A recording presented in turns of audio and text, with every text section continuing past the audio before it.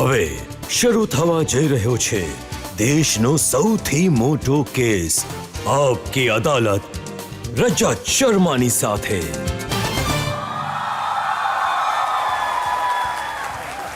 નમસ્કાર, આપકી અદાલતમાં આપનું સ્વાગત છે।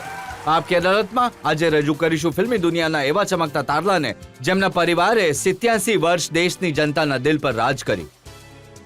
જો હું તમને યાદ કરાવું, મેં શાયર તો નહીં તો તમને યાદ આવશે 21 વર્ષનો લવર બોય। જો હું તમને યાદ કરાવું બચના એ હસીનો, તો તમને યાદ આવશે ડાન્સ અને રોમાન્સનો એક સુપર હીરો, એક એવો સુપરસ્ટાર જેણે 2 વર્ષના બાળકના રૂપે રોલ કર્યો હતો અને એના પછી 90 વર્ષના દાદાજીનું પાત્ર ભજવ્યું। તમે એમને ઘણો પ્રેમ આપ્યો। પ્લીઝ વેલકમ રોમાન્સની દુનિયાના superstar one and only Rishi Kapoor.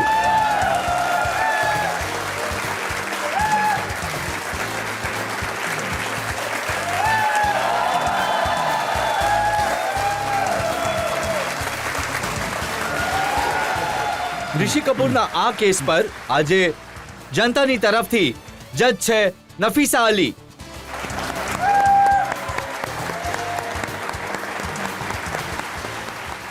અને એ પહેલા કે કેસ શરૂ કરીએ, આરોપો અને સવાલોનો સિલસિલો શરૂ કરીએ, આજના જજ નફીસા અલીની પરવાનગી લઈશું આજની કાર્યવાહી શરૂ કરવા માટે। પરવાનગી છે, કાર્યવાહી શરૂ કરવામાં આવે।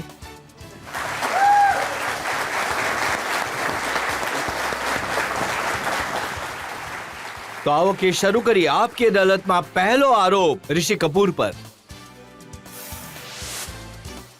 આપકી અદાલતમાં ફિલ્મ સ્ટાર ઋષિ કપૂર પર આરોપ છે કે એમણે પોતાના ચાહકોને નિરાશ કર્યા। ઋષિજી, રોમેન્ટિક હીરો તરીકે તમને જનતાએ ઘણો પ્રેમ આપ્યો। 25 વર્ષ નોન સ્ટોપ લોકોએ તમને પ્રેમ આપ્યો। લોકો વિચારતા હતા હજી 4-5 વર્ષ ચાલી શકો, તમે વચ્ચે જ છોડી દીધું। શું કરું, શરીરે છોડી દીધો મારો સાથ।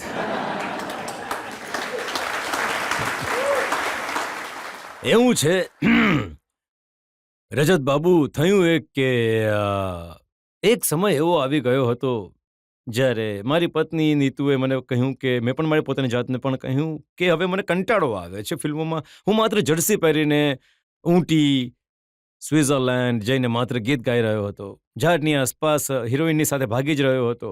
હા, પૈસા બનાવી રહ્યો હતો, પણ એક્ટિંગનો જે મને શોખ હતો એ મને કોઈ એવા રોલ્સ મળી ન રહ્યા હતા।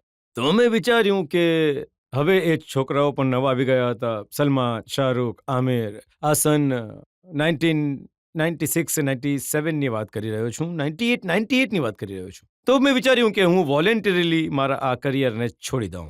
બહુ થઈ ગયું, 25 વર્ષ સતત કામ કરવું, 78 થી 98 સુધી। 98માં મારી ફિલ્મ કારોબાર આવી હતી, એ ત્યાં સુધી કામ કરવું એક ઘણી મોટી એક ઇનિંગ હોય છે, જે કે ઘણા ઓછા લોકોએ કદાચ એને હાંસલ કરી છે। તમને કામ આપવાનું ડાયરેક્ટર પ્રોડ્યુસરે એટલે બંધ કરી દીધું કેમ કે તમે ખાવા પર અને પીવા પર વધારે ધ્યાન આપ્યું। આ પણ છે કે એક અમારા કપૂર ખાનદાન અને પરિવાર પર જે એક દોષ છે, ખાવા પીવાનો જે શોખ છે, તો સર મેં એ સમયે થોડી પોતાની જાતને છોડી દીધી અને પછી 1999 થી લઈને હમણાં સુધી હું કેરેક્ટર રોલ્સ કરી રહ્યો છું। ઘણી મજા આવે છે। હવે જઈને મને કંઈ કામ કરવાની તક મળી છે, હું અમુક રોલ્સ કરી રહ્યો છું જેમાં મને મજા આવી રહી છે અને હું આશા રાખું છું કે તમને પણ મજા આવે।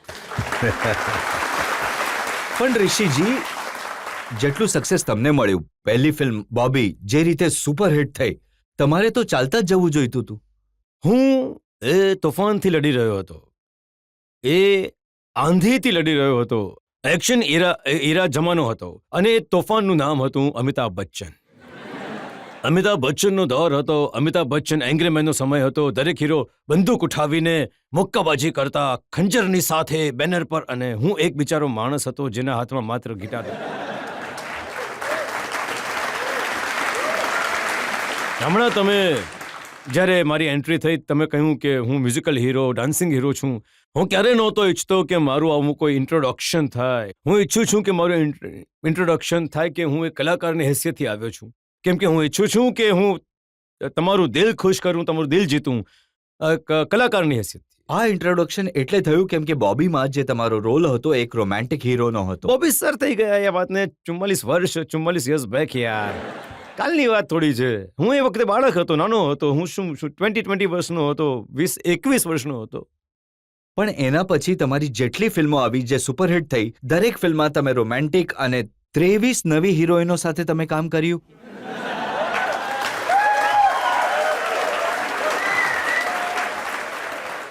વાત સાચી છે તમારી. જી હા, મેં કહેવાય છે કે કદાચ 63 થી પણ ઉપર હોય. તમારાથી એ પણ હું ખુલાસો કરવા ઈચ્છું છું કે આજની તારીખમાં જે પણ આપણી જજ સાહેબા છે બેઠા છે, એ પણ એક સમયે મારી હિરોઈન બનવાના હતા. એમનું પણ પહેલું પિક્ચર મારી સાથે થવાનું હતું બોબીના પછી જ. રાજ કપૂર સાહેબે એમને કલકત્તામાં જોયા હતા બોબીના પ્રીમિયર પર, અને એમને રિક્વેસ્ટ કરી હતી કે તું જો પિક્ચર કરવા ઈચ્છતી હોય તો કામ તો ઘણો આનંદ થશે. તો એમના વાલિદ સાહેબે કદાચ ના સમજી કે ઉંમર નાની હતી એ વખતે એમની ઈચ્છતા હતા કે ભણવાનું આગળ કરે, પણ એ 23નો આજે 24 નંબર હોત જો એ પણ મારી સાથે હોય. પણ એ સાચું છે કે બોબી બાદ જે હીરો હતા એમની ઉંમર થોડી ઓછી થઈ ગઈ હતી અને તમારી ઉંમર એટલી ઓછી હતી કે તમને તમારી ઉંમરની હિરોઈન નહોતી. બિલકુલ સાચું તમે કહ્યું. આ કહેવું ઘણું જરૂરી છે. થયું એ કે બોબીના પહેલા જેટલી તમામ ફિલ્મો બનતી હતી એ બધી રેગ્યુલર મેચ્યોર હીરોની સાથે બનતી હતી. બોબી પહેલી ફિલ્મ હતી જે ખરેખર હકીકતમાં ટીનેજરોની સાથે બની. મારી ઉંમર કદાચ 20 વર્ષની હતી કે 19 વર્ષનો હતો હું, અને ડિમ્પલ મારાથી 6 વર્ષ નાની હતી. તો સાચા અર્થમાં એક રિયલ ટીન એજ ફિલ્મ બની અને રજૂ કરવામાં આવી હતી. જેવી બોબી હિટ થઈ, જે એક મીડિયમ હતો એક ફિલ્મ ઇન્ડસ્ટ્રીનો, જેમ કે માનવામાં આવતું હતું કે પહેલાના જમાનામાં જેટલા હીરો હતા એ મર્દ હતા અને જેટલી હિરોઈન્સ હતી એ મહિલાઓ હતી. બોબીના રિલીઝ થયા બાદ જેટલા હીરો હતા એ છોકરાઓ થઈ ગયા અને હિરોઈન જે હતી એ છોકરીઓ થઈ ગઈ. આ રાતોરાત અમુક એવા સિનિયર્સ એક્ટર્સે પણ એમને કોલેજ જવાના રોઝ બંધ કરી દીધા હતા. તો સર આ સાચી વાત છે. પણ સચ્ચાઈ એ પણ છે કે એક હિરોઈન એવી મળી જેની સાથે તમે 12 ફિલ્મો કરી નાખી. આ કોણ છે? આ તો મારી પત્ની જ છે એકચ્યુઅલી, બીજું કોઈ નથી. 12 નહીં, 11 હતી અને હવે મારી સાથે 14 થઈ ગઈ છે. નીતુની સાથે મેં 14 ફિલ્મો કરી છે. તો એવું શું જોયું તમે કે એકની સાથે 14 ફિલ્મો કરી? મેં પહેલા એ સમય જોઈ લીધું હતું કે આનો જ સાથ છે તો 14 નહીં કર્યો તો મને માર પડતો હતો. જેમ આજના જમાના જે હીરો છે મહેનત કરે છે, તમારો દીકરો જો ગિટાર વગાડશે તો આખા 3-4 મહિના ટ્રેનિંગ લેશે, તો તમે પણ એવી જ મહેનત કરતા હતા? એવું તો નહોતું થતું. તમારામાંથી ઘણા લોકો સમજતા હશે કે હું ગિટાર વગાડું છું કે ડફલી વગાડું છું કે હું ટ્રમ્પેટ વગાડું છું. હું કંઈ નથી આવડતું મને. હું તમને બધાને માત્ર બેવકૂફ બનાવું છું.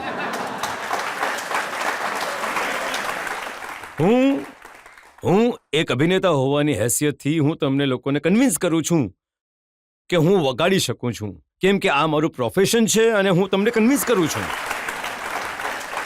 મને ડાન્સ કરતા નથી આવડતું. જેમ કે આજની તારીખમાં જે ડાન્સ થાય છે, હું તો ઉપરવાળાનો ઘણો આભારી છું કે આ દોરમાં હું નથી. ક્યાં નહીં તો હું મરી ગયો. જે રીતે આજના ડાન્સિંગ થાય છે એ તો મારાથી તો આવું ક્યારેય થવાનું નહોતું. અને એ પણ આટલા વજન સાથે. એ તો વજન તો હવે થઈ ગયું ને. વજન તો હવે થઈ ગયું, એ વખતે તો નહોતું ને. તો એ છે કે જો હું તમને કહ્યું કે સાચી નિયતથી કામ કર્યું, મહેનત કરી. એવું નહોતું કે થઈ જતું હતું. અને આજે એનું જે પરિણામ એ છે કે આજે તમે અદાલતમાં બેસાડ્યો એને માટે જ આટલો લાંબો સમય મેં કામ કર્યું. તો આજે મારી જે મેં એમને પહેલા આવીને જ કહ્યું કે લેવોજી મારી ગરદન લઈ આવ્યો છું, તમારી ચોખટ પર જે કરવું તે કરી લે.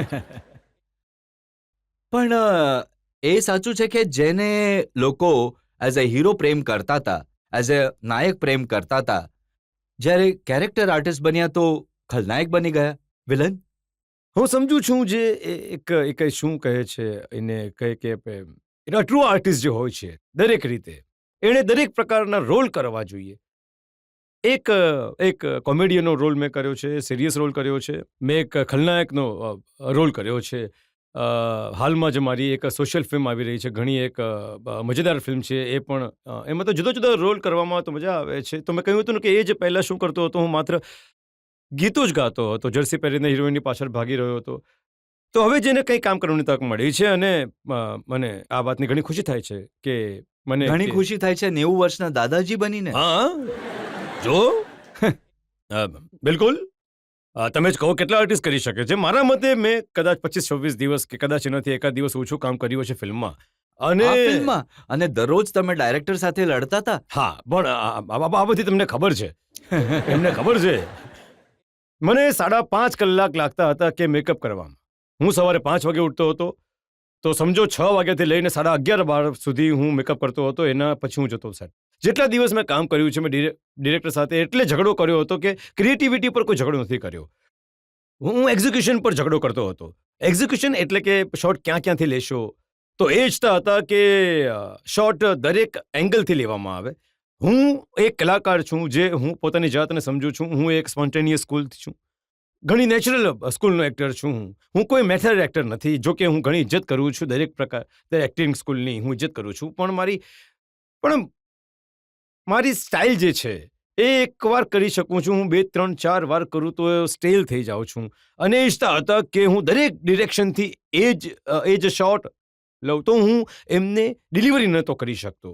હું સ્ટેલ થઈ જતો હતો એઝ એન એક્ટર. તો મારો ઝઘડો આ વાતનો થતો હતો કે ભાઈ તું મને જણાવો કે મારો મેઇન એંગલ કયો છે. બિલકુલ હું વિરુદ્ધ હતો કે એ નહીં કરે, દરેક એંગલથી મારો શોટ લે, કેમ કે મારાથી થતું નહોતું. પણ ફિલ્મ જોયા પછી મેં જ્યારે જોયું તો મેં કહ્યું કે ભાઈ તું સાચો હતો, હું ખોટો હતો. બની શકે છે કે હું ઓલ્ડ ફેશન્સ છું, ઓલ્ડ સ્કૂલ છું. હું તમારા જેવા લોકો સાથે આજે હરીફાઈ નથી કરી શકતો, કદાચ ખભેથી ખભો નથી મડાવી શકતો હું, પણ જે પણ હોય એન્ડ રિઝલ્ટ વોઝ ગુડ. શું એન્ડ રિઝલ્ટ કપૂર એન્ડ સન્સનું સારું હતું કે નહીં?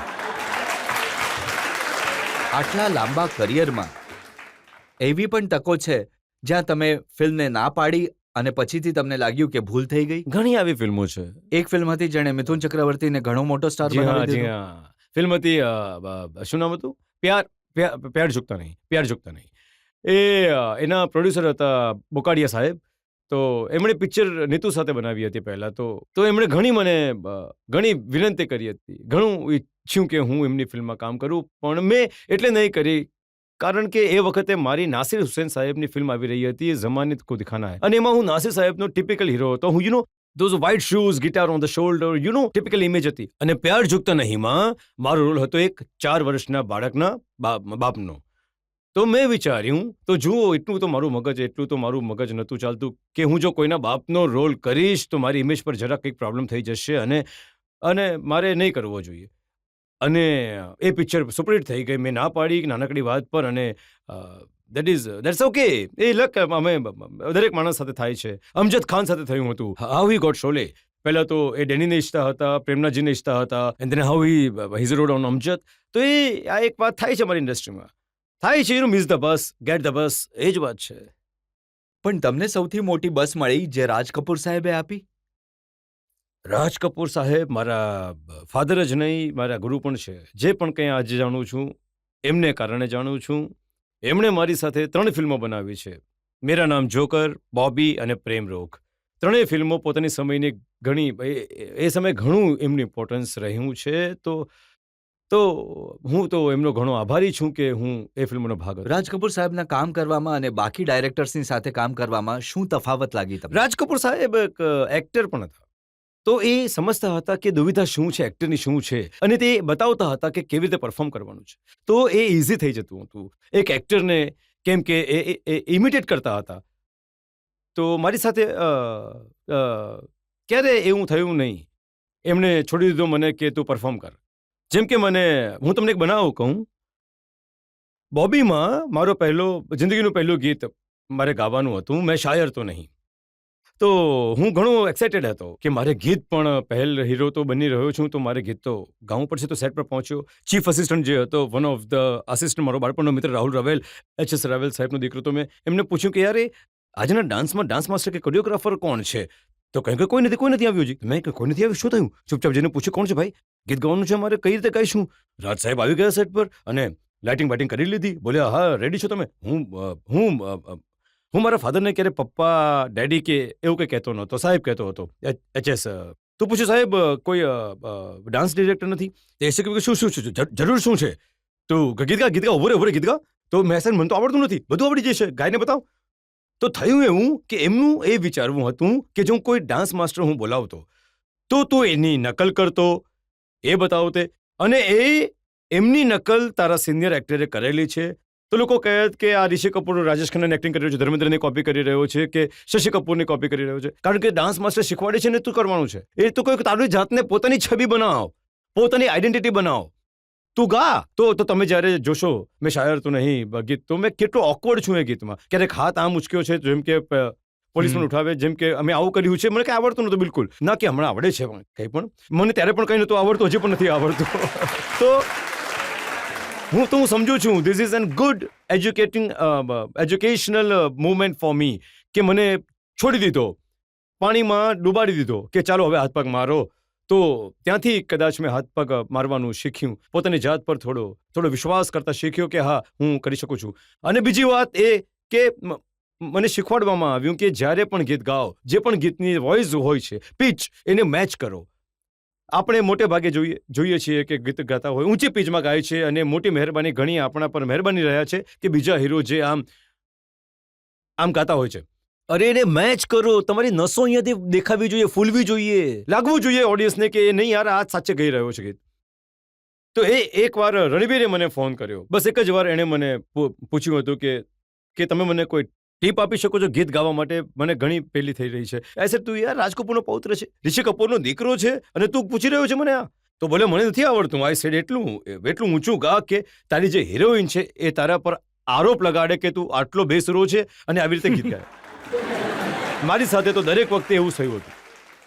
જેટલી હિરોઈનો હતી આસપાસમાં કહેતી હતી કે તમે આટલું બેસરું નહીં ગાઓ, પણ એ ઓડિયન્સ થોડી સાંભળવાની છે. એ તો જાણશે કે આ કિશોર કુમાર ગાઈ રહ્યો છે કે રફી સાહેબ ગાઈ રહ્યા છે.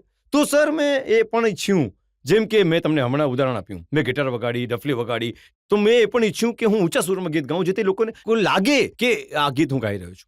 નહીં તો ક્યારેક આપણે જોઈએ છીએ ફિલ્મોમાં કે કોઈ પિયાનો પકડીને બેઠો છે, ઘણા આપણે મહેરબાની થઈ રહી છે કે આ ગાઈને વગાડી રહ્યો છે, કંઈ આવડતું નથી, ગિટાર પકડીને બેઠો છે, ગિટારનો કોઈ પીસ ચાલી રહ્યો છે, કંઈ નથી. તો મારા મનમાં દરેક વખતે વેન આઈ વોઝ કિડ, બાળક હતું, મને દરેક વખતે જોતો તો યાર આ ગિટાર પીસ છે પણ વગાડતું નથી. તો મેં નક્કી કરી લીધું હતું કે જ્યારે પણ હું ફિલ્મોમાં કામ કરીશ આ વાત પર જરૂર અમલ કરીશ કે લાગવું જોઈએ ઓડિયન્સને કે હા યાર આ વગાડે છે. મને ઘણા એવા શોઝમાં જતો હતો, લોકો કહેતા હતા કે જરા ગિટાર વગાડીને બતાવો. આઈ સેડ મને નથી આવડતું. તો કે શું વાત કરો છો સાહેબ, તમને આવડે છે યાર, અમે જોયા છે તમને વગાડતા. આઈ સેડ મને નથી આવડતું યાર.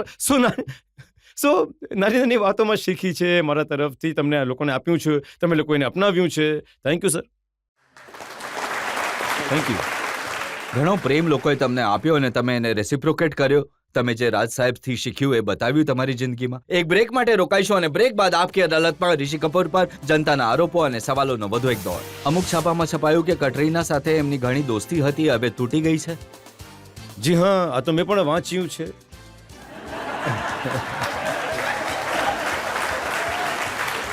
એના પહેલા કોઈ બીજા સાથે પણ ઘણી દોસ્તી હતી, એ પણ તૂટી ગઈ છે. Welcome back. આપકી અદાલતમાં આજે આપણા મહેમાન છે સુપરસ્ટાર ઋષિ કપૂર. આપકી અદાલતમાં આગલો આરોપ.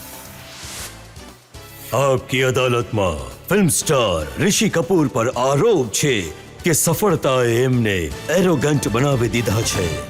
ઋષિજી, આટલી સફળતા મળી, હું ફેમસ, મારા પિતા ફેમસ, મારા દાદાજી ફેમસ, મારો દીકરો ફેમસ, મારી વાઈફ ફેમસ, મારો ભાઈ ફેમસ, અને આના કારણે તમે લોકોની સાથે મિસબિહેવ કરવાનું શરૂ કરી દીધું. હવે બાય નેચર હું એરોગન્ટ છું તો હું શું કરું? That is me. Take or leave it.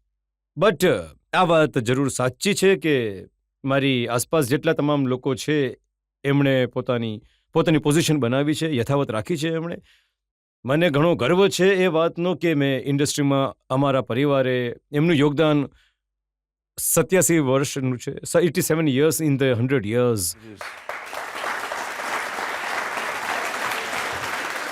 તો તમે લોકોએ આ જે પ્રેમ આપ્યો છે, હું એને માટે ઘણો આભારી છું. બસ એને યથાવત રાખજો. હું ઈચ્છું છું કે આ રણવીર પણ આને આગળ પોતાની પેઢીને આગળ વધારે. આટલો મોટો પરિવાર, આટલા મોટા મોટા નામ, પૃથ્વીરાજ કપૂર, રાજ કપૂર, શશી કપૂર, ઋષિ કપૂર, અને શું નામ રાખ્યું? ચિંટુ? બોલો ડબ્બુ? બોલો. એટલે મેં રણવીરનું કોઈ પેટનેમ નથી રાખ્યું. તમને ખબર છે મારું નામ ચિંટુ કઈ રીતે પડ્યું? જ્યારે હું જન્મ્યો તો મારા મોટા ભાઈ રણધીર કપૂર સાહેબ મારાથી જે 5 વર્ષ મોટા છે, તો એમની સ્કૂલમાં એમણે નવી કવિતા શીખી હતી.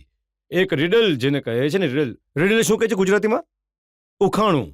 કે નાનકડો ચિંટુ ભાઈ, મોટી પૂછ, જ્યાં જાય ચિંટુ ભાઈ ત્યાં જાય પૂછ. તો બોલો શું? તો સોય દોરો. એ સોય દોરાનું હતું. તો ત્યાંથી એમણે મને ચિંટુ બોલાવવાનું શરૂ કરી દીધું, મને મારા ભાઈએ. અને આજ સુધી હું ઝઘડો કરી રહ્યો છું, યાર તને બીજું કોઈ નામ નહીં મળ્યું, ચિંટુ રાખ બોલાવવા લાગ્યું તું મને. પણ આ ચિંટુ જ્યારે મોટો એક્ટર બની ગયો તો તમારા ડાયરેક્ટરને તમે એમ કહ્યું કે હું રાત્રે કામ નહીં કરું. આ પણ એક હકીકત છે. હું તમને એક વાત કરું, મેં એક પિક્ચર કેવી રીતે રિફ્યુઝ કરી. હું કશેક દૂર શૂટિંગ કરી રહ્યો હતો. એક પ્રોડ્યુસર પાછળ વારંવાર બોલી રહ્યો હતો કે મારી વાર્તા સાંભળી લો. મને સાચે એ સમય પર ટાઈમ નહોતો મળતો. હું ઘણો બિઝી રહેતો હતો એઝ એન એક્ટર, બે શિફ્ટ કરતો હતો. તો હું એક દિવસ ઘણો દૂર મુંબઈમાં 2 સ્ટુડિયોઝની વચ્ચે ઘણું 1 કલાકનું 2 કલાકનું અંતર હતું. તો મેં કહ્યું કે કાલ તું આવી જા અહીંયા, હું પહેલી શિફ્ટ અહીંયા કરી રહ્યો છું, પછી બીજી શિફ્ટ એ સ્ટુડિયોમાં જતા જતા તું મને વેનમાં તારી વાર્તા સંભળાવી દેજે. એ જ ટાઈમ હતો મારી પાસે. ઠીક છે? તો એ આવ્યો, ખાવા બાવાનું ખાધું, પેકઅપ કર્યું, 2-2.5 કલાક ગાડીમાં બેસીને અહીંયા ત્યાંની બધી વાતો પૂછી. તો મેં કહ્યું કે શરૂ થઈ જાવ, તું વાર્તા સંભળાવવાની કહ્યું. તો એણે કહ્યું કે વાર્તા ઘણી સિમ્પલ છે, કે રાતની વાર્તા છે, થાય એવું છે. એમ કીધું એક મિનિટ શું કહ્યું તે? એને કહ્યું કે મેં કહ્યું કે ઘણી સિમ્પલ વાર્તા છે, એક રાતની વાર્તા છે. અચ્છા, એક રાતની વાર્તા છે, રાત્રે પિક્ચર બનશે? એ સેડ હા, મારા ડ્રાઈવરનું નામ નહોતું તુકારામ. આ છે તુકારામ, ગાડી રોક. તો એ બોલ્યો કેમ, શું થયું? એક રાત એટલે એનો અર્થ કે તું 60 રાત સુધી મારી વગાડતો રહીશ, તો હું તો કામ નહીં કરું ભાઈ.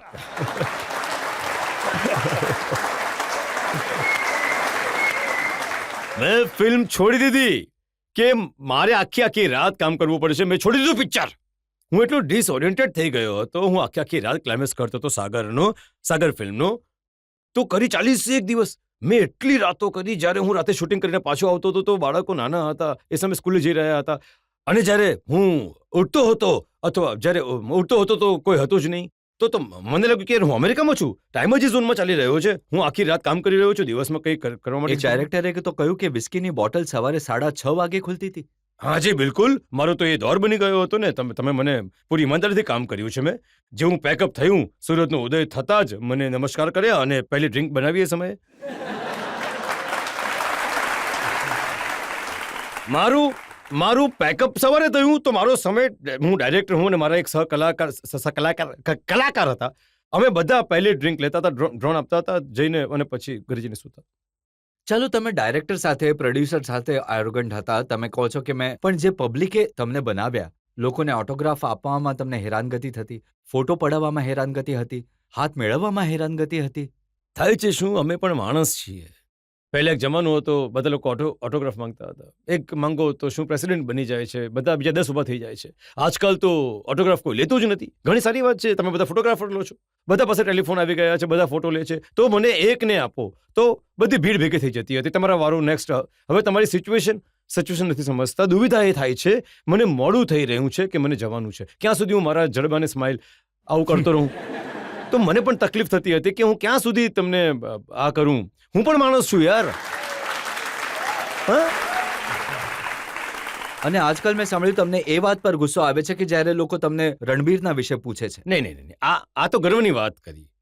રણબીરના વિશે, મારા દીકરા વિશે પૂછે છે. હા, એ વાતનો મને થોડો અફસોસ થાય છે કે અમુક પ્રોડ્યુસર્સ ફોન કરે છે, ડિરેક્ટર્સ મને ફોન કરે છે, યાર મારું ઇન્ટ્રોડક્શન કરાવી દો. તો હું આ લોકોને જરૂર કહું છું કે રણબીરનો બાપ છું, એનો સેક્રેટરી નથી. એની સાથે વાત કરાવી છે, એને વાર્તા સંભળાવો. તમે મને વાર્તા સંભળાવીને બસ શું ફાયદો થવાનો છે? કારણ કે મારે જો કોઈ ડિસિઝન લેવાનું હોય તો હું ક્યારેય રણબીરને બરફી નહીં કરવા દે. તો હું યાર, આ શું પિક્ચર છે યાર? તું મૂંગો છે, બહેરો છે, એના પર પિક્ચર કેવી રીતે બનાવશો? તો મને મારું ડિસિઝન આ જનરેશન માટે બિલકુલ ખોટું હોત. આજની જનરેશનની થિંકિંગ અલગ છે, મારી જનરેશનની થિંકિંગ અલગ હતી. તો મેં કહ્યું કે તમે જાતે પડશો, જાતે ઉઠશો, પિક્ચર તમારે નહીં પણ ચાલશે પણ તો તમારા અનુભવ, તમારા એક્સપિરિયન્સથી તું તારી એક બેંક બનાવ. That is life all about. અમારા એક્ટરનું જીવન તો આમ જ હોય છે. પણ તમને સારું લાગે છે જ્યારે તમને પૂછે છે કે રણબીરના લગ્ન ક્યારે થશે, કોની સાથે થશે? આ તો તમે જ મને કહી દો ક્યારે થશે, કોની સાથે થશે. પણ એ જરૂર કહી દઉં કે જ્યારે પણ થશે ઘણા ધામધૂમથી થશે અને ઘણા ગર્વથી થશે. જ્યારે પણ થશે લગ્ન. અમુક છાપાઓમાં છપાયું કટરીના સાથે એમની ઘણી દોસ્તી હતી, હવે તૂટી ગઈ છે. જી હા, આ તો મેં પણ વાંચ્યું છે.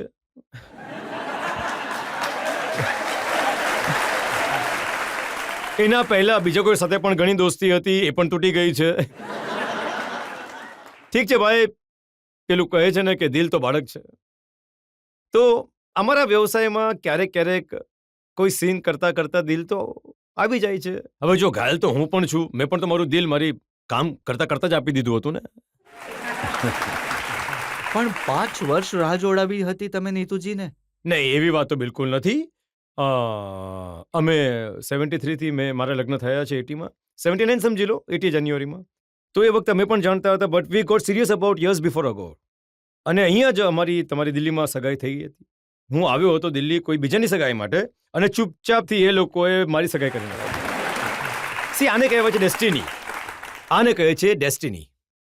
કપૂર ખાનદાનના ઇશ્ક મોહબ્બતના ઘણા બધા કિસ્સા છે દુનિયામાં, અમે સાંભળીએ છીએ, પણ હંમેશા વાત થાય છે નરગિસ અને રાજ કપૂરની. જી, શું કિસ્સો હતો?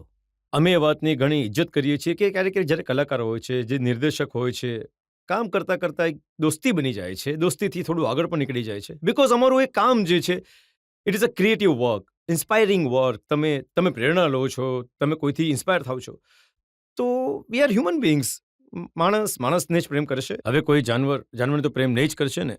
તો we are part of that. It happens with everybody. તો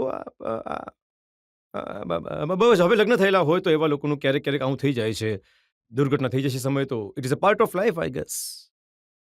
પણ ફિલ્મ ઇન્ડસ્ટ્રીમાં કદાચ આનાથી વધારે રોમેન્ટિક સ્ટોરી કોઈ નથી થઈ જે રાજ કપૂર સર અને નરગિસની હતી. હા, આ પણ એક વાર્તા છે.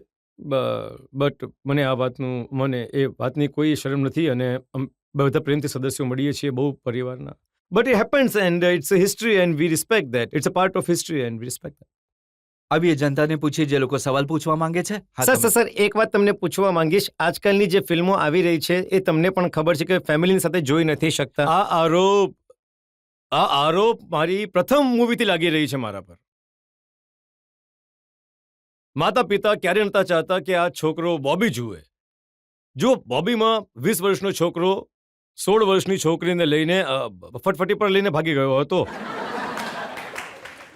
તો લોકો એ વખતે આ વાતને લઈને ઘણા મૂંઝવણમાં હતા કે આ એક પ્રેરણા ના બની જાય. અરે આજ તો છે યાર, કઈ જવાનીને રોકશો તમે? ક્યારે પ્રેમને વિરુદ્ધ થઈ જશો તમે યાર?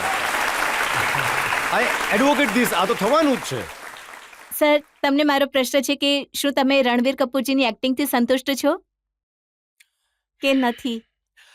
હું કોણ થાઉં છું સંતુષ્ટ થવા વાળો? દરેક પિતા એના છોકરાની ચિંતામાં હોય છે અને ગર્વ પણ હોય છે. આ તો આજે જનતાએ જો જજમેન્ટ આપ્યું છે કે લોકો એને પસંદ કરે છે એ જ એક્ટર. તો હું જનતાની અવાજ સાથેની સાથે જઈશ કે સારું કામ કરે છે.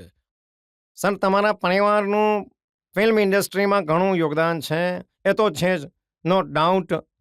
બિંગ પંજાબી ફિલ્મ ઉદ્યોગ માટે તમારું જે યોગદાન છે એ બિલકુલ ઝીરો નજર આવે છે. એ ઘણી દુઃખની વાત છે અમારા માટે. હું તમારીથી સહમત છું, પણ તમે લગભગ ભૂલી રહ્યા છો કે પૃથ્વીરાજ સર એ નાનક નામ જહાજમાં કામ કર્યું હતું. સર, રાજ કપૂર સરે પણ દારાસિંહના એક ફિલ્મમાં કામ કર્યું હતું. અને મેં ઘણી વાર લોકોને કહ્યું છે કે મારા માટે કોઈ સારી સ્ક્રિપ્ટ આપો. આજે મેં કહ્યું કે લાવો હું એ ફિલ્મ ફ્રીમાં કરીશ. હું ઈચ્છીશ કે કોઈ સંસ્થામાં કોઈ એવી મૂવી હોય જેને મારી તરફથી, મારી નાની હેસિયત તરફથી કંઈ કરી શકું. અને કેમ કે પંજાબીમાં જ કેમ, હું બધી ભાષામાં કરીશ. હું પંજાબી જરૂર છું, પણ હું રહું છું મહારાષ્ટ્રમાં. હું મરાઠી ફિલ્મ કરીશ. કોઈ પણ ફિલ્મ કેમ, આપણે માણસ પહેલા છીએ, આપણે પોતપોતાના વહેંચીએ. ઘણી સારી વાત કહી તમે, અને ઓછામાં ઓછો પંજાબના લોકો અને મહારાષ્ટ્રના લોકો ઘણા ખુશ થશે તમારી વાત સાંભળીને. આપણે હજી એક બ્રેક માટે રોકાઈશું, અને બ્રેક બાદ આપકી અદાલતમાં ઋષિ કપૂર પર આરોપો અને સવાલોનો વધુ એક દોર. આપણે લોકો પોતાની જ હવા બનાવી દઈએ છીએ. કાર મોટી, 4 બોડીગાર્ડ, ચશ્મા વશમાં. અરે સિમ્પલ રહો યાર. વધારે પડતા લોકો આ મસલ બનાવવાની હોડમાં છે, વધારે એમાં સમય આપે છે. એક્ટિંગમાં મસલ્સ ઘણા કમજોર છે. વેલકમ બેક આપકી અદાલતમાં આજે આપણે કેસ ચલાવી રહ્યા છીએ ફિલ્મ સ્ટાર ઋષિ કપૂર પર. આપકી અદાલતમાં આગલો આરોપ. આપકી અદાલતમાં ફિલ્મ સ્ટાર ઋષિ કપૂર પર આરોપ છે કે તેઓ તેમની જીભ એમના વશમાં રાખી નથી શકતા.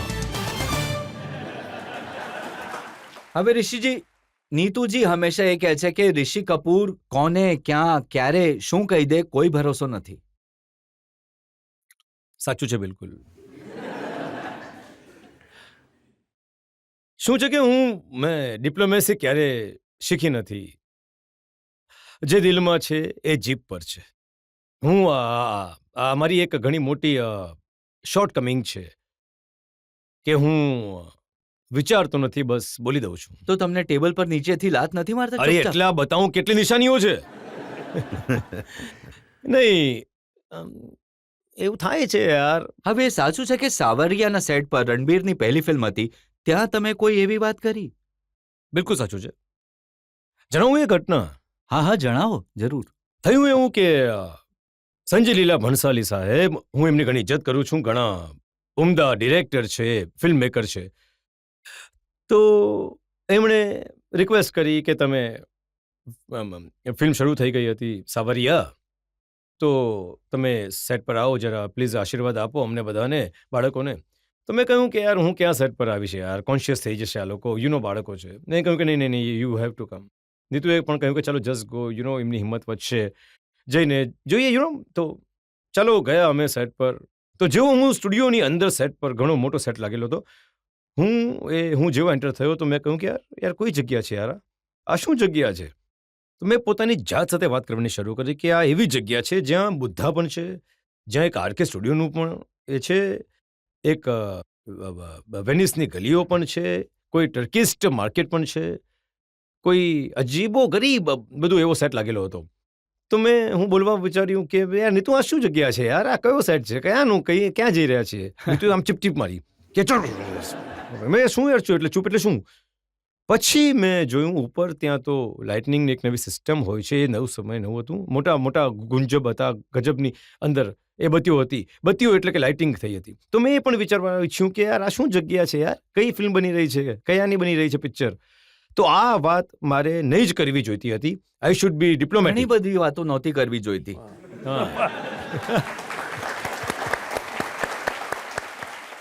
હવે આપણા ફિલ્મ સ્ટાર જો રાત્રે કાળા ચશ્મા પહેરે છે તો તમને શું પ્રોબ્લેમ છે?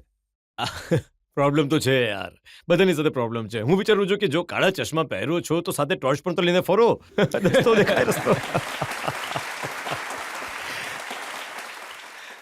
હવે રાત્રે તમને કયો પ્રકાશ આવે છે, કેવું ચમકી એવો છે યાર, તમારી આંખો અંજાઈ જાય છે કે તમે રાત્રે ચશ્મા પહેર્યા છે. મને ક્યારે આ સમજાયું નથી કે જેટલા એક્ટર લોકો છે સારા એવા, અમારી જનરેશન તો ક્યારે પણ આવું નથી કર્યું યાર. હવે રાત્રે 2 વાગે યાર, 2 વાગે રાત્રે જઈ રહ્યા છે એક ફ્લાઇટમાં અને ચશ્મા પહેરેલા છે યાર. ટોપી સુધી તો સમજ પડે છે કે કદાચ એમને તડકો લાગતો હશે, એ પણ રાત્રે ચશ્મા પહેરીને ક્યાં જઈ રહ્યા છો યાર? અરે બેશરમ છે એ લોકો, સમજતા પણ નથી આ લોકો. હિરોઈન સુધી સમજી શકાય છે, છોકરાઓ કરે છે આ બધું. સારું ભાઈ, હું એ સ્કૂલનો છું, મારા વિચાર એવા છે, કદાચ એ જરૂર નથી કે હું સાચો છું કે ખોટો છું, પણ હું આવું વિચારું છું. તમે મને રોકી નથી શકતા ભાઈ. જે વિચારો છો એ કહી દો છો. આપણા ફિલ્મ સ્ટાર સાથે બોડીગાર્ડ્સ ચાલે છે, જી, તમે એના પર કોમેન્ટ કરી?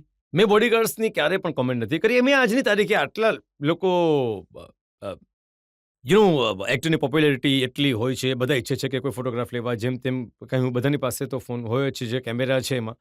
તો એ ક્રાઉડ તમે કહ્યું, તમે એક ઘટના કહી હતી કે હોલિવૂડના એક્ટર્સ છે એ કઈ રીતે રસ્તા પર ઊભા રહે છે. હા, અચ્છા તમે એના પર વાત કરી રહ્યા છો. અને આપણા લોકોને ઘણી સમસ્યા થાય છે. અચ્છા, તમે ઘણું રિસર્ચ કર્યું છે મારા વિશે, સાચું છે. હું એકવાર મિસ્ટર ગ્રેગરી પેકને, મારા ફાધર ન્યુયોર્કમાં હતા, તો એ સ્લોન કેટરિંગ હોસ્પિટલ એમના ટેસ્ટ ચાલી રહ્યા હતા. તો ગ્રેગરી પેક જે છે, ગ્રેગરી પેક સાહેબની જે પત્ની હતી, એ મારી બહેનની સાથે એમની દોસ્તી થઈ ગઈ. તો ગ્રેગરી પેક અને એમની મિસિસ મારા ફાધરને મળવા અમારી હોટલમાં આવી હતી. Very very very simple people. એક તો Gregory pack was nearly about 6.8 or 6.9 એમની હાઇટ, એટલી લાંબી હતી. હું તો બડકો હતો માણસ, હું તો એમની સામે એટલો લાગતો હતો.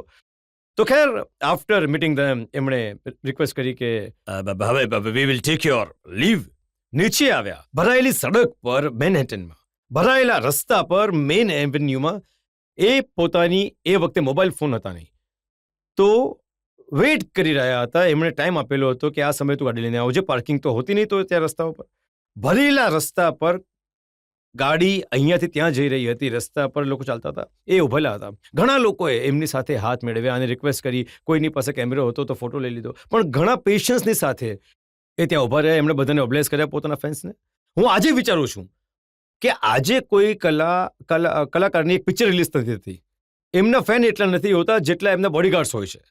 એટલા બોડીગાર્ડ્સની સાથે ચાલે છે. તો આઈ ગેસ કે એક સ્ટાઇલ પણ થઈ ગઈ છે. મેં એવા ઘણા કલાકારોને જોયા છે, બટ ઇટ ઇઝ સિમ્પલ. રસ્તા પર ચાલી રહ્યા છે, કોઈ એર્સ નથી. એવી રીતે મેં એકવાર ડેમી મોરને જોયા હતા ચાલતા. ડસ્ટન હોફમેન સાહેબને મેં પ્લે કરતા જોયો, જેમને હું પોતે મળવા ગયો હતો. સારો બનાવો હતો, હું કહું તમને. જરૂર. એકવાર હું પેલે જોવા ગયો હતો, એમનું મર્ચન્ટ ઓફ વેનિસ લંડનમાં. સ્પેશિયલી ગયો હતો હું લંડન જોવા.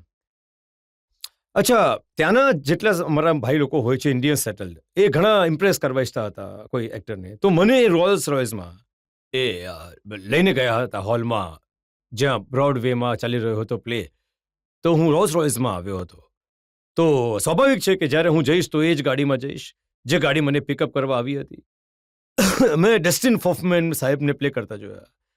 એમણે રોલ કર્યો હતો શોલોકનો. કમાલ હતા એ સ્ટેજ પર.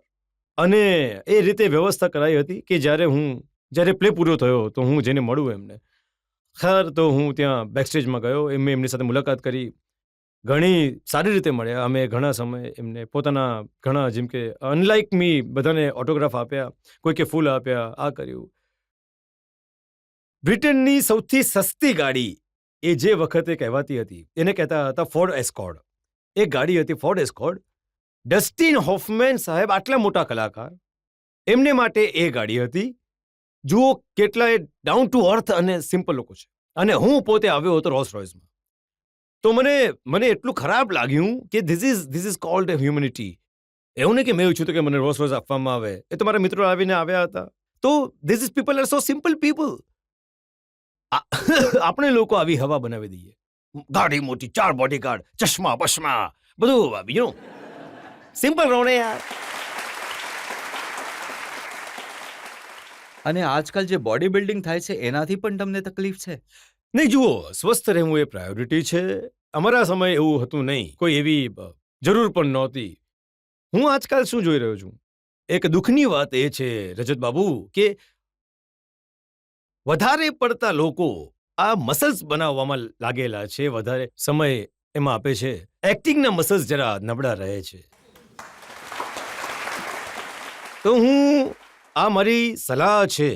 એવું નથી કે હું કોઈ ઘણો મોટો ઇમ્પોર્ટન્ટ માણસ છું, આપી રહ્યો છું, પણ મારી એ સલાહ છે કે સાથે સાથે જરા કંઈક એક્ટિંગ પણ જરા સારી રીતે હોય તો ઘણું જબરદસ્ત થશે. કે મસલ્સની સાથે જો આટલું નહીં હોય તો. હવે બચ્ચન સાહેબે તો ક્યારે પણ કોઈ મસલ્સ નથી બનાવ્યા. હવે હું તો કોઈ નહીં કહી શકે ને કે મસલ્સને કારણે. તો it is good to be healthy. It is good to be healthy, સારી વાત છે. પણ આ પેઢીના જનરેશન જે છે it is very conscious about their body. પણ શું થાય છે, આ અમારા વિચાર છે કે જ્યારે એક્ટર ફેસ કરે છે કેમેરા એવી રીતે કે જેની પાસે 6 પેક્સ હોય છે, આ એમની અદા આખી બદલાઈ જાય છે. એ વધારે ઈચ્છે છે કે પોતાની બોડી જુએ, એક્ટિંગ પર થોડું ઓછું ધ્યાન આપે છે. આ મારો વિચાર છે. તમે લોકો પણ ક્યારેક ધ્યાન આપજો કે એમનું જે સ્ટાન્સ હોય છે, બોડી લેંગ્વેજ હોય છે, દરેક વસ્તુ બદલાઈ જાય છે. જેમ કે નોર્મલ છે આપણો ક્લેપ આવે છે, સ્ટાર્ટ સાઉન્ડ કેમેરા, હાજી એક્શન, સડનલી એમની અદાઓ બદલાઈ જાય છે. આમ કંઈક કંઈક આમ આ સ્ટાન્સ થઈ જાય છે.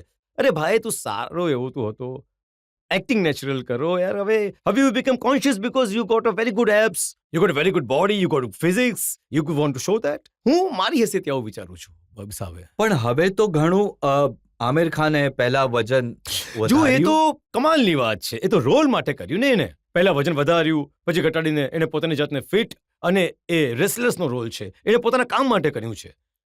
એવું નથી કે હું પહેલા, અને પહેલા તો આમિર તો જૂના બીજ છે અને એ તો એક્ટિંગના. અને સલમાને પણ પહેલવાન, બધાએ સલમાનને પણ કર્યું, શાહરુખે પણ કર્યું છે, અક્ષય કુમારને પણ જુઓ. He has a good, he is healthy, he is so fit. તો જે લોકો કરે છે, હવે હાલમાં જ રણબીરે કરી રહ્યો છે એક ફિલ્મ માટે, ઇઝ પ્લેઇંગ અ એવો રોલ છે, તો એની બોડી બિલ્ડિંગ ચાલુ છે. તો હું એમ નથી ઈચ્છતો કે આવો કંઈક સેન્ડો બની જાય.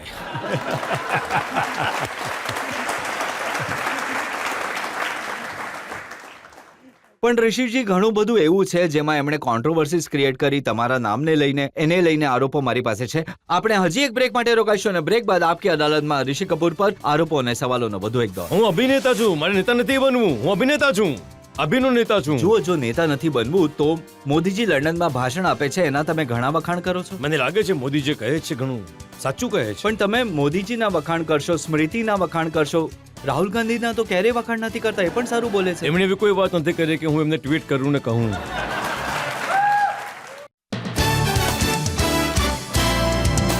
Welcome back. આપકી અદાલતમાં આજે આપણા મહેમાન છે ઋષિ કપૂર. આપકી અદાલતમાં આગલો આરોપ. આપકી અદાલતમાં ફિલ્મ સ્ટાર ઋષિ કપૂર પર આરોપ છે કે તેઓ દરેક વાત પર કમેન્ટ કરે છે. હવે ઋષિજી, એવી વાતો જેની સાથે તમને કોઈ લેવા દેવા નથી તમે ટ્વીટ કરો છો, દરરોજ રાત્રે ટ્વીટ કરો છો. હવે બિહારમાં દારૂબંધી થઈ, તમે કહ્યું કે હું બિહાર નહીં જાઉં.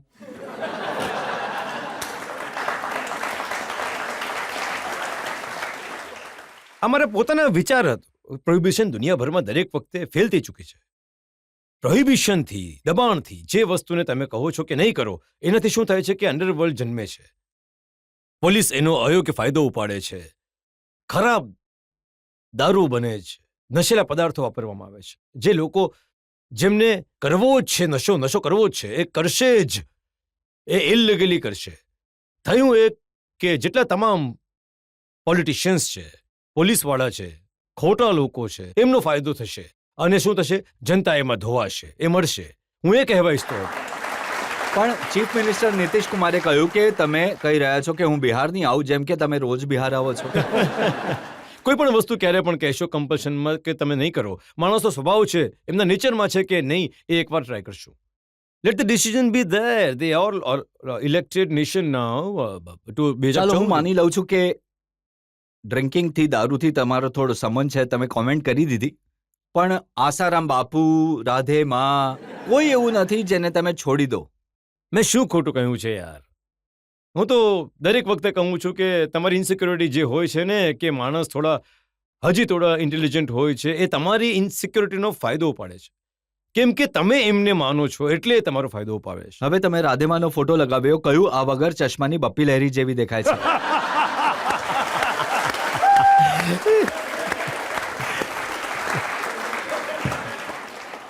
કોઈ ડિરેક્ટરને ઠેસ ન પહોંચે. હું કોઈને દુઃખ નથી પહોંચાડવા માંગતો, પણ મને એવું લાગ્યું કે આ કઈ ગુરુમાં છે કે ગુરુ છે જે આટલી લદાયેલી છે સોનામાં. તો મને લાગ્યું કે આ ભપીલેરી બેન છે. આ તો યાર હવે જુઓ, એમની ફોલોઈંગ હોઈ શકે છે, લોકો એમને માનતા હશે. હું એમની સાથે કોઈ પર્સનલ એજન્ડા નથી એમની સાથે મારે. પણ વિચારવાવાળી વાત એ છે કે અમુક લોકો આ વસ્તુનો ફાયદો ઉઠાવે છે, અયોગ્ય ફાયદો ઉઠાવે છે એમની વીકનેસની, તમારી વીકનેસની. અને એ ઇન્ટેલિજન્ટ પીપલ હોય છે અને એ પોતાનો ધંધો પાણી ચલાવતા રહે છે. તમે પેલા બાબા રામ રહીમ વિશે પણ કહ્યું કે હું એમનો રોલ કરવા તૈયાર છું, મારા પર કેસ ચલાવીને જોઈ લો. મને યાદ નથી આવી રહ્યું. મને એકવાર એ મળ્યા હતા, ઘણી સારી રીતે મળ્યા હતા, બહુ સારા હતા એ. બટ જો હું કરવા ઈચ્છું કોઈ રોલ અને મારું જો એ મારે કરવું પડે તો હું એમનાથી ઇન્સ્પિરેશન તો લઈ શકું છું કે કયો રોલ કરવા એમની માટે. નકલ કરવા માટે પેલા કીકુ શારદા પર કેસ થઈ ગયો હતો. આ ફોટો છે. ઓકે. અને તમારું ટ્વીટ તમને યાદ પણ નથી. રાત્રે કર્યું હશે આ ટ્વીટ. શું તમે કહ્યું કે હું આવો રોલ કરવા તૈયાર છું, મારી ધરપકડ કરીને બતાવો. બટ આમાં ખોટું શું છે? હું કલાકાર છું અને કલાકાર શું ઇન્સ્પિરેશન તો સોસાયટીથી જ લે છે ને, અમે લોકોથી જ લઈશું ને. જો હું કોઈ લેવા ઈચ્છું છું તો જો કરવા ઈચ્છું છું તો ખોટું શું છે એમાં? સૌથી મોટી કોન્ટ્રોવર્સી તમારી ત્યારે થઈ જ્યારે તમે ટ્વીટ કરીને કહ્યું કે ગાંધી પરિવારના નામ પર, રાજીવ ગાંધીના નામ પર, સોનિયા ગાંધીના નામ પર, ઇન્દિરા ગાંધીના નામ પર જે બિલ્ડિંગ્સ છે, રોડ્સ છે, પોર્ટ છે, એરપોર્ટ છે, એ બધાના નામ બદલી દો. પહેલાં તો હું તમને એ કહી દઉં કે મારી કોઈ એવી એસ્પિરેશન નથી કે કોઈ પોલિટિશિયન બનવાની, કે પછી મેં આજે કહ્યું છે એટલે કહ્યું છે કે રૂલિંગ પાર્ટીને પ્લીઝ કરવા માટે. કોંગ્રેસના લોકો તો કહી રહ્યા છે કે તમે આ બધું એટલે કરી રહ્યા છો કે તમે બીજેપીને ખુશ કરી દો. તો મેં તો એ થોડું કહ્યું છે કે હું કોઈ પાર્ટીનો અગેન્સ્ટ છું. મેં જે કહ્યું છે, જે સાચું વિચાર્યું છે એ વિશે કમેન્ટ કરી કે શું જરૂરી છે કે દરેક શહેરમાં, હિન્દુસ્તાનના દરેક શહેરમાં જે પણ સંપત્તિ છે, જે પણ નેશનલ એસેટ છે, એ નામ એમના ફેમિલીથી જ જાણવામાં આવે છે. શું આપણા દેશમાં એવા બીજા કોઈ અમેન્ડમેન્ટ લોકો નથી જેમણે શહેર બનાવ્યા હોય કે આપણા દેશને બનાવ્યો હોય? અને મેં આ વાત કોઈને ઇમ્પ્રેસ કરવા માટે કે કોઈ પદ્મ એવોર્ડ લેવા માટે કે કોઈની રાજ્યસભાની મેમ્બરશિપ લેવા માટે કે પછી પોલિટિશિયન બનવા માટે નથી કરી. એક નાગરિક, હું tax paying citizen of the કન્ટ્રીનો છું. મેં માત્ર સવાલ ઉઠાવ્યો, આ મુદ્દો ઉઠાવ્યો છે. અને મને ઘણી ઇજ્જત છે નહેરુ ફેમિલીની, ગાંધી ફેમિલીની, આપણા પંડિત જવાહરલાલ નહેરુજીની, ઇન્દિરા ગાંધીજી, રાજીવ ગાંધી સાહેબ, આ બધા આપણા કાબિલ અને ઘણા સારા લીડર્સ હતા. હું એમની ઘણી ઇજ્જત કરું છું એમની. કપૂર પરિવાર દરેક વખતે કોંગ્રેસવાદી રહી ચૂક્યા છે. બટ મારો મુદ્દો એ છે કે એમની જે પાર્ટી છે એમને ખુશ કરવા માટે એ સાયકો ફ્રેન્ડ્સ કે બધી વસ્તુઓ પર શું એમના જ નામથી ઓળખાશે? ઋષિજી હું કહી રહ્યા છે કે એક મિનિટ, હું જાણવા ઈચ્છું છું કે 2009માં મુંબઈમાં એક બાંદ્રા કુર્લા કોમ્પ્લેક્સનો એક બ્રિજ બન્યો, બાંદ્રા વર્લી લિંક બ્રિજ બન્યો. 2009માં કમિશન કર્યો અને રાજીવ ગાંધી સાહેબનું દેહાંત 1991માં થયું હતું. 91 અને 2009માં પણ તમે એમના નામથી એ રાખી દીધું. એ બ્રિજનું નામ JRD ટાટા નામ કેમ નથી રાખતા? JRD ટાટાનું શું કોન્ટ્રીબ્યુશન છે આપણા દેશમાં? આપણા બીજા પણ પોલિટિશિયન છે, બીજા પણ એવા નાગરિક છે જેમનું કોન્ટ્રીબ્યુશન છે આપણા દેશમાં. એમના નામ રાખો, એમના નામથી ઓળખાય. દિલ્હી શહેરમાં ઇટસેલ્ફ મને કોઈકે ટ્વીટ કર્યું હતું અને મને ફોટોગ્રાફ મોકલ્યો હતો, મારી પાસે છે ફોનમાં. 64 એવા 64 પ્લેસીસ નેશનલ એસેટ્સ છે દિલ્હી શહેરમાં which is known by their name. અરે બહુ થઈ ગયું યાર જાણવા માટે. દરેક સ્ટેડિયમ, દરેક એરપોર્ટ, દરેક જગ્યા શું એ જ હોય? ઋષિજી, કોંગ્રેસના લોકો મેં કહે કોઈને છે કે વિરુદ્ધ નથી કર્યું. મેં કહ્યું કે મુદ્દો એટલે ઉઠાવ્યો કે હવે આગામીમાં આગળ થોડા કોન્શિયસ થઈ જાઓ કે યાર બહુ થઈ ગયું એમના નામ પર. ઋષિજી, કોંગ્રેસના લોકો એમ કહી રહ્યા છે કે આ બધા નામ ચૂંટાયેલ સરકારોએ રાખ્યા હતા. તમે કોણ છો? હું એક એક નાગરિક છું આ દેશનો. મારો હક છે કે હું આનો અવાજ ઉઠાવું. મને આ વાતનો કોઈ ડર નથી કે જો હું આ મુદ્દો સાચો વિચારું છું, જે મેં કહ્યું છે, આ એમને જાગૃત કરવા કે હવે દરેક વસ્તુ એમના નામથી જ ઓળખાશે. આઈ ડોન્ટ નો જો હું સાચું કહી રહ્યું છું કે હું ખોટું કહી રહ્યો છું. I don't know. Thank you. કોંગ્રેસના લોકોના હું નિવેદન તમને જણાવું. કોંગ્રેસે તમને પૂછ્યું કે તમારા ઘરની બહાર જી હા. મોલેસ્ટેશન પણ કર્યું, થોડા પથ્થર પણ આજે ફેંકવામાં આવ્યા. પત્ર મારો થયો હતો મારા ઘરની સામે. હા, એ પૂછે છે કે ઋષિ કપૂર થાય છે કોણ? કરેક્ટ વાત છે, એકદમ સાચું છે. બીજા જ દિવસે એમનો બોલતી બંધ થઈ ગઈ, એમનો અવાજ બંધ થઈ ગયો હતો. એટલે જ કહી રહ્યા છે કે તમે જે રૂલિંગ પાર્ટી છે બીજેપી, એને ખુશ કરવા માટે કરો છો. મને શું મળી જશે યાર? હું મારા દાયરામાં ખુશ છું. મારા દાયરામાં હું રાજા છું, હું કલાકાર છું યાર. હું અભિનેતા છું. મારે નેતા નથી બનવું. હું અભિનેતા છું, અભિનેતા છું. જો નેતા નથી બનવું તો મોદીજી જે લંડનમાં ભાષણ આપે છે એના તમે ઘણા વખાણ કરો છો. મને લાગે છે કે મોદીજી જે કહે છે ઘણું સાચું જ કહે છે. થોડી ઘણી એમને બસ એટલી જ વિનંતી કરું છું કે જે કહે છે એને કરીને પણ બતાવે છે જલ્દીથી, કે ઇમ્પ્લિમેન્ટેશન થાય, એ કરે. કેમ કે અમે ઈચ્છીએ છીએ કે જે સરકાર અત્યારે જે છે એ કંઈક કરે. જનતા આપણી વેઇટ કરી રહી છે કે અમારી કે એ જે એમના પ્રોમિસીસ છે એને એ ફૂલફિલ કરે. હું પણ ઘણા પેશન્સથી વેઇટ કરી રહ્યો છું અને મને આશા છે કે એ કરીને દેખાડશે. માત્ર મોદીજી નહીં, સ્મૃતિ ઈરાનીના પણ તમે ઘણા વખાણ કર્યા. એમને પાર્લામેન્ટમાં જ્યારે ઇમોશનલ ભાષણ આપ્યું તમે એમને લેડી અમિતાભ કહી દીધું. સ્મૃતિની સાથે હું એક ફિલ્મ કરી રહ્યો હતો અને અમે શિમલામાં આઉટડોર પર હતા. એ વખતે એમને યુનિયન મિનિસ્ટરનો ટેગ આપવામાં આવ્યો હતો. તો બની ગયા I think human resource minister. મિત્રતા હતી બટ દેન અને એ મૂવી વચ્ચે છોડી દીધી. સ્મૃતિનું શું હતું એ ટ્વીટ? એમણે પાર્લામેન્ટમાં ભાષણ આપ્યું હતું. હા, એમણે ઘણું ઇમોશનલ અને ઘણું કેરેજિયલ ભાષણ આપ્યું હતું. એમની એ વેરાસિટી ઓફ ટ્રુથ કેટલી છે એ મને ખબર નથી, પણ એમણે કન્વિન્સ કરી દીધું હતું કે જે કહી રહી છે એ સાચું કહી રહી છે. પણ તમે મોદીજીના વખાણ કરશો, સ્મૃતિના વખાણ કરશો, રાહુલ ગાંધીના તો ક્યારેય વખાણ નથી કરતા. એ પણ સારું બોલે છે. મને રાહુલ ગાંધીની સ્ટાઇલ તો બહુ સારી લાગે છે. હવે એમને તો ક્યારે ટ્વીટ નથી કર્યું તમે એમની સ્ટાઇલ નહીં. માટે? એમણે એવી કોઈ વાત નથી કરી કે હું ટ્વીટ કરું અને કહું.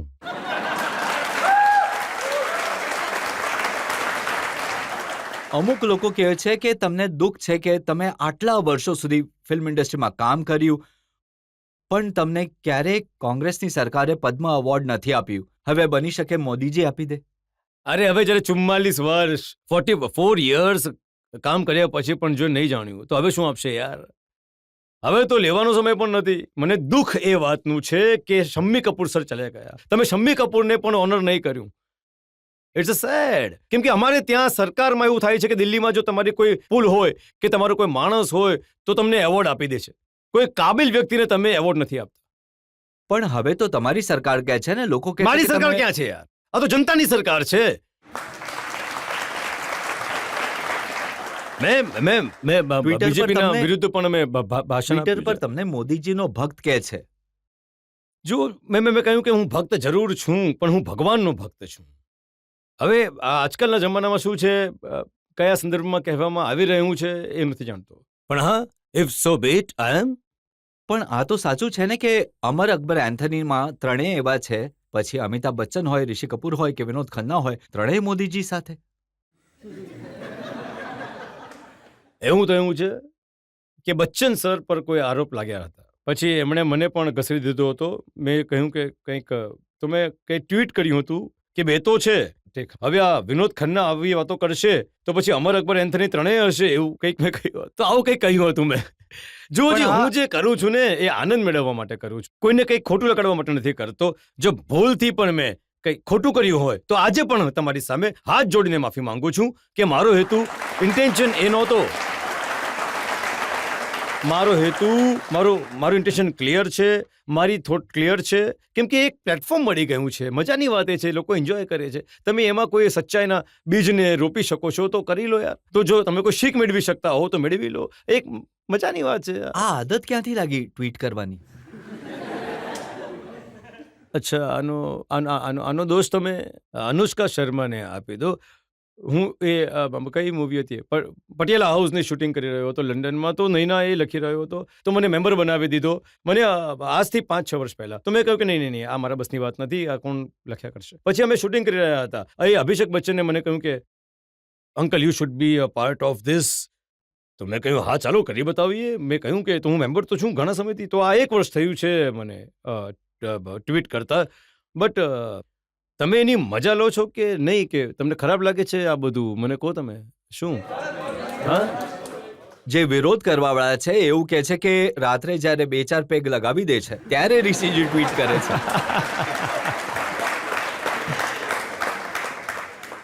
કેમ કે સત્યથી એમને ડર લાગે છે. એમના મનમાં કોઈ પાપ છે તો બીજું કોઈ નહીં મળે તો કહે કે રાત્રે 2-4 પેગ લગાવ્યા પછી વાત કરે છે. હું જે કહું છું તે સાચું કહું છું અને મારા હિસાબે કહું છું. I have right to my opinion. Democracy છે તો મને we have freedom to speech. મેં તમને પહેલા પણ કહ્યું છે કે I do not mean anything offensive. હું તમારા દિલને દુઃખ નથી પહોંચાડવા માંગતો. પણ આવીએ જનતાને પૂછીએ જે લોકો આ વાત માટે. હા જી. સર, હું તમારી એટલી મોટી ફેન છું, હું શબ્દમાં નહીં કહી શકું, પણ એક વાત કહેવા માંગીશ સર, કે જો તમારા નામે કોઈ નેશનલ એસેટ્સ નહીં બનશે તો એ અમારા માટે ઘણી જ ખરાબ વાત હશે. દેશને ઘણું જ, આ તો ગૌરવની વાત હશે કે તમારું નામ ક્યાંય આવશે. પણ તમને આ વિચારવાની જરૂર નથી સર. તમે 125 કરોડ લોકોના દિલમાં વસો છો સર. તમારું નામ અમારા દિલમાં છપાયું છે. Thank you. એવું છે કે મેં જે કંઈ પણ કહ્યું છે ક્યારે એવું નહીં વિચાર્યું કે મારા નામથી કોઈ વસ્તુ બનાવવામાં આવે. મેં ફક્ત એટલું જ કહ્યું છે કે આપણા દેશમાં ઘણા પોલિટિશિયન્સ છે. સરદાર પટેલ, આંબેડકર સર, લોકમાન્ય તિલક, જેમણે પોતાના જીવ, ભગતસિંહ, કેટલા લોકો પોતાના જીવ ખોઈને આપણા દેશને બનાવ્યો. તમારા નામથી બનાવ્યું છે ઋષિ કપૂર શૌચાલય.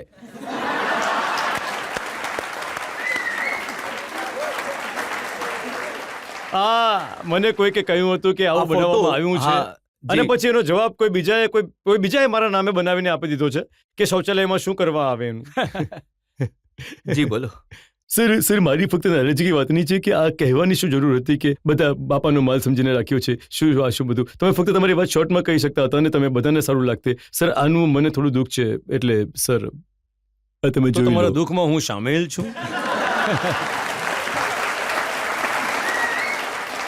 એમને તમારા વાતથી નારાજગી નથી, તમારી વાત કરવાની સ્ટાઇલથી નારાજગી છે. એ જ મને હવે વાત સમજમાં આવી તો મેં કહ્યું કે હું તમારા દુઃખમાં સામેલ છું. સર વધારે તો ઘરમાં બૈરીઓનો જ ચાલે છે, તો હું જાણવા માંગુ છું કે નીતુજીનું વધારે ચાલે છે કે તમારું? જોઈને લાગતું નથી કે કોનું ચાલી રહ્યું હશે.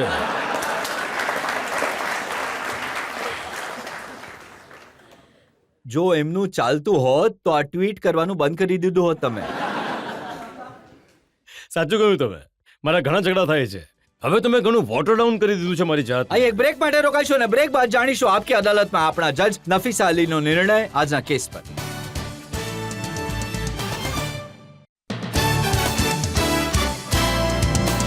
Welcome back. આપકી અદાલતમાં આજે આપણે કેસ ચલાવીએ સુપરસ્ટાર ઋષિ કપૂર પર. એમને પૂછ્યું એમની લાઈફ વિશે, એમની કોન્ટ્રોવર્સીસ વિશે, અમે એમને પૂછ્યું એમની ફિલ્મની જિંદગી વિશે અને એમણે દરેક સવાલોનો ખુલીને જવાબ આપ્યો. પણ હાલ સમય થયો છે આપકી અદાલતમાં આજના જજ નફીસા અલીના નિર્ણયનો.